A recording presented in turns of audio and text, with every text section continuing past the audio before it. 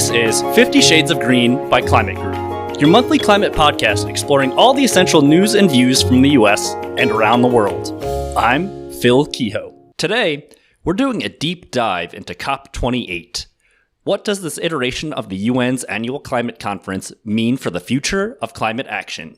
First, Climate Group's Katie Lanegren will join with Champa Patel, Executive Director of Governments and Policy at Climate Group, to give us a recap of the conference and provide insight on the role of NGOs and subnational stakeholders in the decision-making process. Then, I'll speak to John Morton, Managing Director and Head of Americas at Pollination Group, a specialist climate change investment and advisory firm, to discuss the role of climate finance in shaping the global transition to net zero.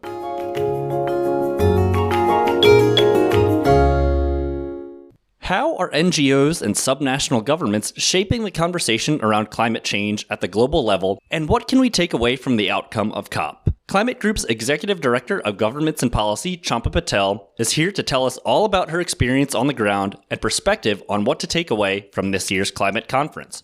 Welcome, Katie and Champa, to 50 Shades of Green. Hi, Champa. Thank you so much for joining us today. Thank you for having me. I'm looking forward to the discussion. So you are just back from COP. Can you talk a little bit about how this COP was different than previous years? It felt really different because, as you know, we work with state and regional governments. So, for example, in the US, that's California, Maryland, for example. And when you go to COP, you know, the state and regional governments are there, but they're not really part of the formal program. And this year, for the first time ever, there was a local climate action summit, which brought together all the mayors, the governors, the premiers, the first ministers to have a conversation about what can be done at the subnational level. And there's so much positive action taking place at that level that it was great to have that formal place in the agenda. So that felt very different. And it felt like people were talking about the role of subnational governments a lot more, really understanding that they're, you know, often if there's an emergency, climate emergency, they're the first line responders. You know, they're on the front lines of what's happening, whether it's heat waves, droughts, or flooding. So for that importance of what they're able to do to serve the communities that they're there for was really exciting and inspiring to see. And how did you see that play out on the ground? So I think we saw a number of concrete initiatives. One is something that's called the Champa Initiative, which is essentially where national governments commit to working with their subnational governments in order to, you know, make sure that they're part of the NDC process.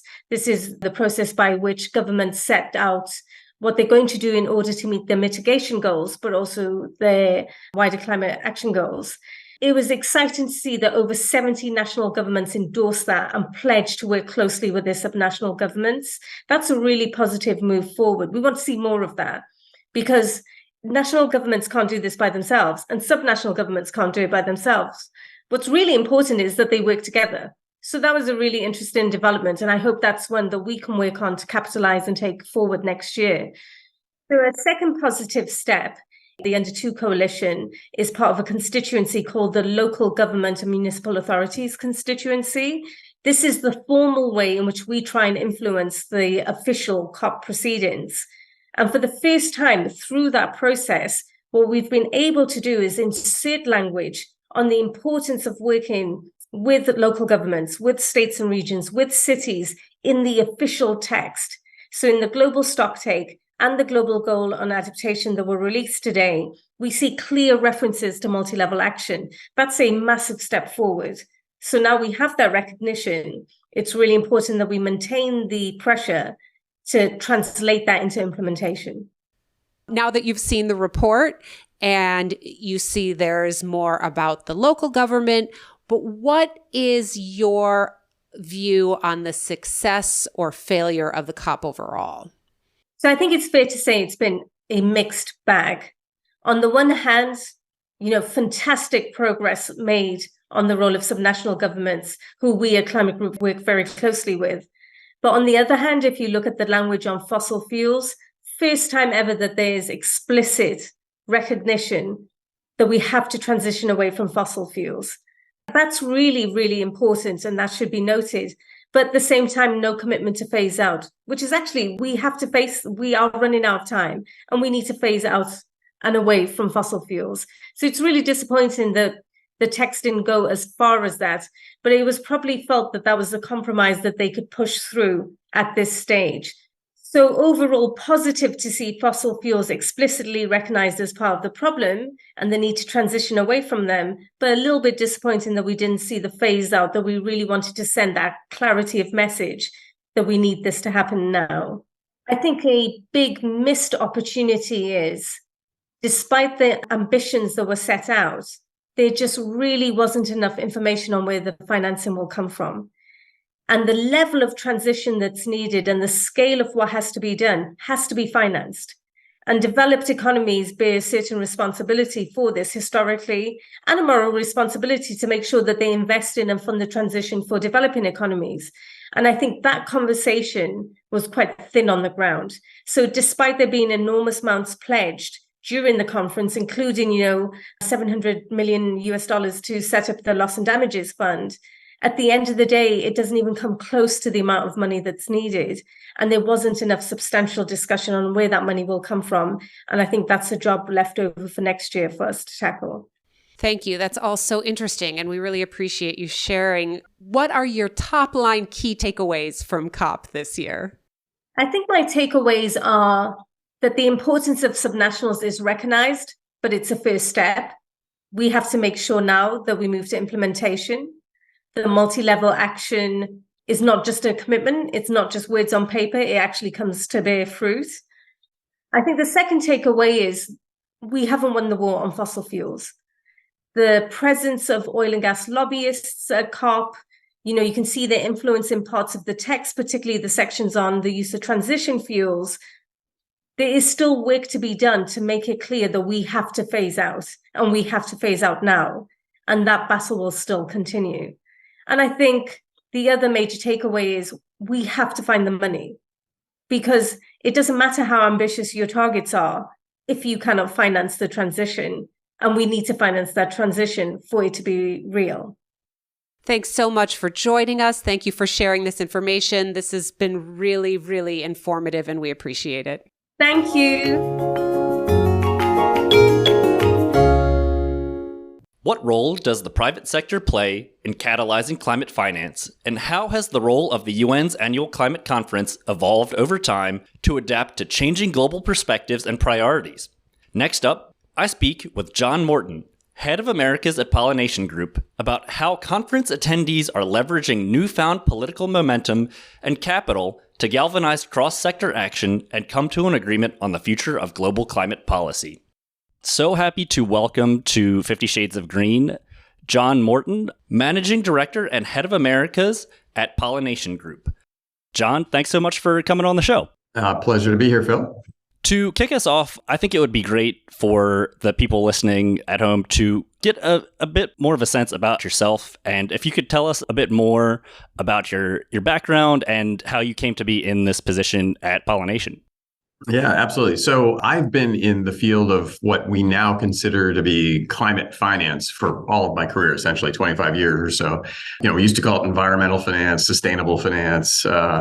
I now refer to it broadly as climate finance. And I've had positions and perches working on this issue from development finance institutions like the World Bank to management consulting firms. I worked in private equity after business school for an emerging markets private equity fund focused on environmental infrastructure investing. I've worked in philanthropy on this issue with the Pew Charitable Trusts, and I've spent 9 of the last, 14 years in government as a political appointee under the Obama administration, 2 years with the Biden administration. During the Obama years, I was the chief operating officer at the Overseas Private Investment Corporation, which is now called the Development Finance Corporation. It's the private sector lending arm of the World Bank, seeking to support investment into developing countries. And we were very heavily focused on renewable resource investments in energy, water, food, agriculture, et cetera.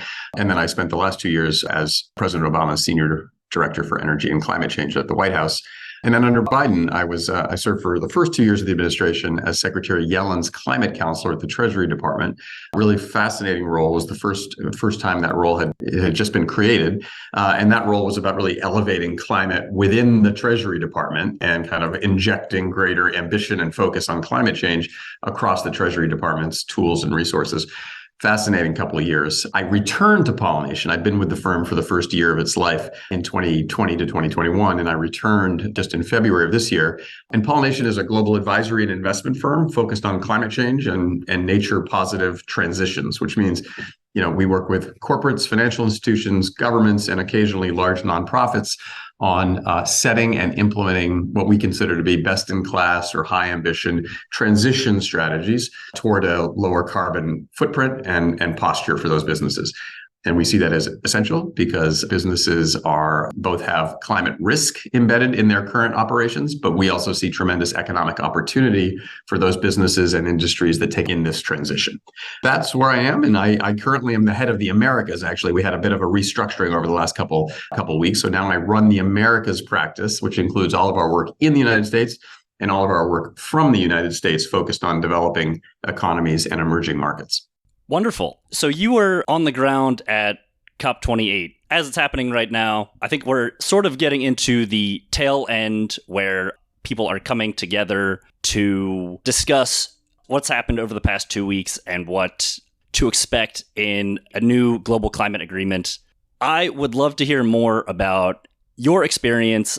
What are some of your key takeaways in general, and specifically in the realm of climate finance? What do you think we can expect from COP28 over the next year or so based on the conversations that you had at the conference?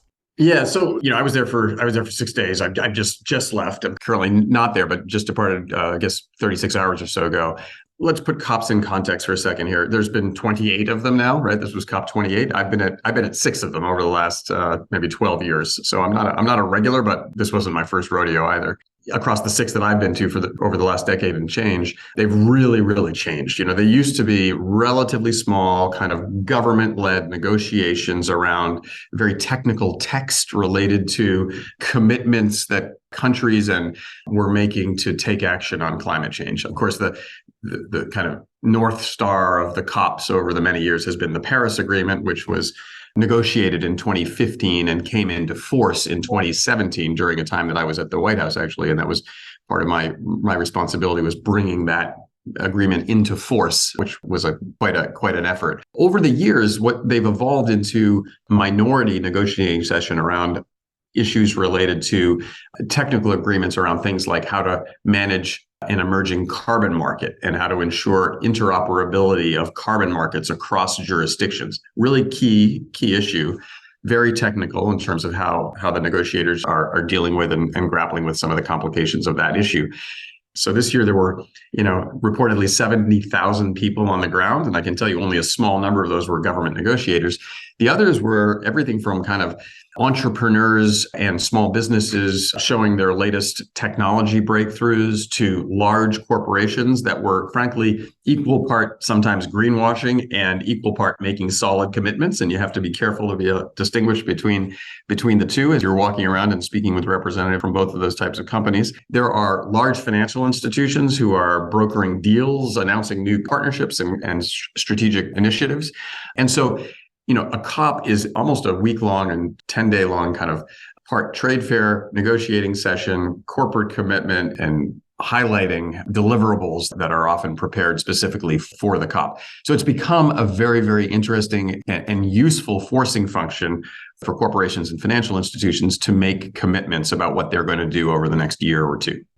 So many moving parts. It's oftentimes a bit overwhelming in terms of the amount of action and the amount of people that are there and all of the deal making and the brokering, and even internally to people's own companies and their organizations and subnational governments. I think there's been a lot of great movement. In terms of from what you experienced, as well as from Pollination's perspective, what do you think still needs to be done to come away with a positive notion, a positive agreement, something substantive for climate action coming out of the conference this year?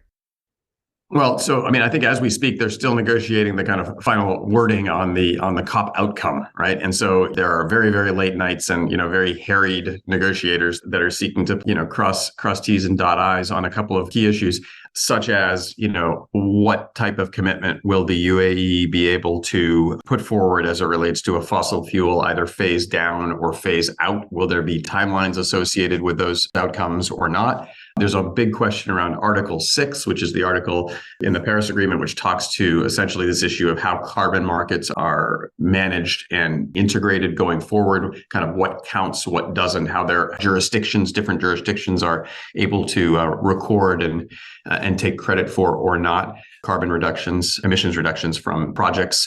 Very key things that essentially provide the infrastructure for what we hope will be a quite robust market going forward. So all those things are underway right now. And on one level, you can say, well, geez, does anyone really care, right? Who pays attention to those outcomes? And I guess the answer is a lot of people do, right? And, this is about getting kind of the plumbing right for key market infrastructure that will help guide climate finance flows for years to come. If we know anything, right, from markets is that they want certainty, they want clarity, they want long-term durability. And so the negotiated text around things like carbon markets and Article 6 really does have a bearing on how developers think about how to allocate capital, how financial institutions think about the robustness of carbon markets going forward. I think there's a lot riding on, the next 24 hours. As it relates to climate finance more broadly, it's definitely the case that a decade ago, the vast majority of action and importance of a COP was centered around the question of how much public money could be mobilized for climate finance, how much taxpayer money from wealthy countries could be allocated, put forward, committed, and that was a sign of important progress. Now, that continues to be the case, but the private capital players have not stolen the show, but really moved onto the scene. And the amount of capital that private financial institutions are now able to mobilize, willing to mobilize on behalf of climate outcomes is seismically larger than it was a decade ago. And so the conversation on the outskirts and around the perimeter, around that kind of central negotiating core of government negotiators is equally important now to the broader climate outcomes that we all hope for, because these companies on the periphery are announcing billion-dollar commitments here, $5 billion commitments there. And those numbers are far greater than what the public money we are able to mobilize now as a set of developed countries is. So that's both good news and bad news, right? The good news is that we've got private capital on the scene arriving in force because private capital sees economic opportunity in this transition to a lower carbon economy, not just in wealthy countries, but also in the global south. But it also means that we are grappling as an international community with how to mobilize more public capital money at a time where a lot of wealthy country governments are fairly fiscally constrained. I think that's a great segue into my next question. You had mentioned that this influx of private capital has been a relatively new addition to the climate finance scheme. And I'm wondering how stakeholders and companies like Pollination overcome a lot of these challenges and break down the barriers to climate finance that we've seen previously. Do you think that this sort of influx of private capital is a way to break down these barriers? And are there any other methods that you think could be employed to help further our climate action journey along here?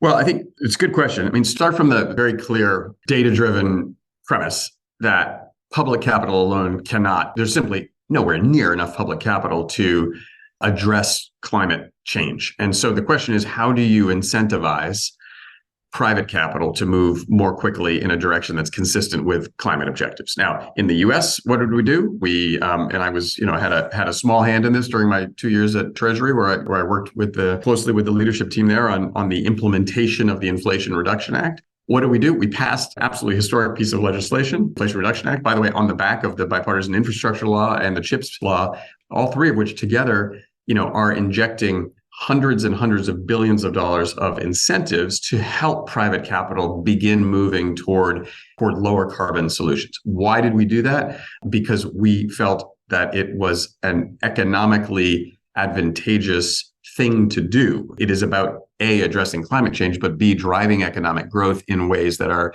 long-term, sustainable, and to the benefit of the economy for literally decades to come. So Pollination takes the view that this transition to a low carbon economy globally is an extraordinarily predictable, consequential, and economically important thing for companies to take advantage of, not be sitting in the backseat, but rather be driving the transition forward. That makes economic sense for a company. It makes fiscal sense and financial sense for a country. So the question then is, how do you prime that pump, right? What are the tools that the government has to help unlock private capital flows and get it moving more quickly? And there, within the context of the COP, at least, you hear a lot of conversations about blended finance. And what is blended finance? Blended finance is public money taking a share of risk in either a project, an investment vehicle, a fund, taking some form of some sliver of risk that is sufficient to entice private capital to invest. And that's, of course, what we did when we initiated, the renewable energy industry or the renewable energy project development industry a decade and a half ago. We needed small amounts of public money to incentivize private capital to begin investing. And now we're seeing a similar, strategy, you could say, deployed in developing countries and across other sectors, agriculture, like health, and even in renewables, in riskier, lower income markets that still require a bit of kind of strategic de-risking. So a lot of talk around blended finance, de-risking, instruments and vehicles to help catalyze more private capital flows. I think that was a very, very strong theme in this COP, with a lot of very interesting announcements made along the margins about new blended finance vehicles. Wonderful. And I'm curious, you've had these conversations, you've sort of plotted out a bit of a map as to what it all means. Now, I guess the step of putting it all together, right? So I'm curious, what steps do you see Pollination and similar companies and governments taking post-COP to capitalize on this momentum into 2024? Yeah, so I think, one of the things that's different now from 10 years ago at COPs is that when it was a government negotiating dominated set of meetings, corporations and financial institutions didn't pay too much attention, right? Kind of negotiators go off, do their thing for a week or two, stay up late, final couple of days, come out with an announcement, and kind of the world moves on. I think that changed with Paris. It has certainly changed ever since, where the expectation of corporate action is higher, A. B, the incentives globally for private activity and private investment are much, much larger and much more broadly shared. So the US obviously has its Inflation Reduction Act. Europe has its equivalent. Numerous other large jurisdictions are putting in place incentives to catalyze action in this regard. And so we, as an advisory and investment firm, we look obviously to the signals and the plumbing, as it were, that is emerging from COP as a way of helping guide our advisory work and our investment strategies. So, for example, this work on future of carbon market is critical to how we advise clients on how they should be thinking about the robustness and the durability of carbon markets going forward. But at the same time, there's a momentum that has developed on the back of all of this, of coordinated climate positive policy across the world that we are driving our clients toward. And so, it is the case that even if these negotiations were to fail, there's enough memory in the system now and enough inertia in the system in a positive way that we're going to see continued corporate action commitments and activity for years and years to come. Because this is about not just doing the right thing for humanity, it is about making profit and about capitalizing on incentives that are baked into our economic system now. And so that's the good news. When you have a tailwinds, economic tailwinds, policy and fiscal tailwinds behind you, I think we're going to see quite some amazing action over the years ahead. Let me just say, in the 15 months since the Inflation Reduction Act was passed, we've seen nearly $300 billion worth of investment into sectors that were targeted by the IRA. I think that far surpassed even the most optimistic expectations about what we would see in the first year. And that's just obviously in the first year, when you would expect to see things kind of cranking up to speed at a relatively slow pace. We've seen an explosion of interest. So we're very optimistic about the direction of travel. Again, not just in the US, but in markets around the world. We're guiding our clients to take advantage of these opportunities as quickly as possible. Absolutely. And to close this out, I think we have time for about one more question. That's also a great segue into this question. How can these companies potentially working with pollination across different sectors do the same and accelerate their climate action to really take advantage of these resources? Is there a particular piece of advice that you might be able to offer them, or potentially how they should be approaching this given the positive economic tailwinds? Yeah. So I'd say most companies begin this journey with us and probably with themselves from a climate risk lens. They look out at the world and they say, my goodness, the world's changing. It doesn't take much to see that with, for example, in the US, over $100 billion last year in uninsured losses due to extreme weather events, and those numbers ticking up every year. It doesn't take long for people to see that something's going on here, right? A combination of literally physical observing, looking around to see what's happening in the world, a combination of stakeholder pressure, and a combination of increasing regulatory requirements around climate risk are forcing companies to take a very hard look at their business and to determine how exposed they are to climate-related financial risk. That is the entry point for a lot of companies, saying, okay, how exposed are we to climate change? What will happen to our business, our supply chains, our offtake agreements in the event that climate change continues to worsen or increase in the way that scientists expect? However, what has been a largely a conversation about the risk side of the equation, I think very, very, very quickly can be broadened into a conversation about, okay, now that we understand where the risk is in our supply chain, how do we take advantage of opportunities to convert, to transition, to begin to change our business and evolve our business in a way that minimizes our risk and maximizes our opportunity? And that was a hard conversation to have, or a harder conversation to have 4 years ago, 3 years ago than it is today. Again, because of the incentives that are now in place in key jurisdictions around the world. We help our clients understand both the risk embedded in their current operations, but also the really significant opportunity that comes with helping lead a transition, which is not going to be 1 year or 2 years long. It's really going to be a generational transition. And that's the journey that we work with and take our clients on. And we're seeing a significant uptick in interest for services related to helping both understand the risk side, but more importantly, the opportunity side of the transition to a low carbon economy. Absolutely. John, thank you so much for joining us and taking the time to this conversation. I think there's a lot to look forward to in terms of what's actually going to come out of this COP and all of the economic incentives that now exist to push ourselves toward greater climate action. So once again, John Morton, everyone, and we will see you next time. Thanks, Phil.